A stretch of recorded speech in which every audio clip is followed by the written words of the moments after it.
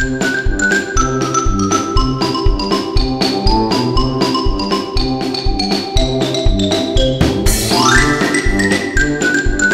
radiosi bor. Endi bu faqat O'zbekistonda emas, bu dunyo bo'yicha bor. Stansiyalar, radio stansiyalar, boshqalar bor. Bularning maqsadi nima? Bularning maqsadi shu. Demokratiya. Xalq yaxshi yashash kerak, ozod yashash. Tasavvur qildim o'zimcha. Mana bizda men masalan sigirni rasmini chizmoqchiman deb aytdim. Sigirni ma'nosi bor, men o'zini olmayman. O'sha bizning afsonalarimizda, boshqada o'sha novvos sigir ko'tarib turadi shoxida. Yer shari.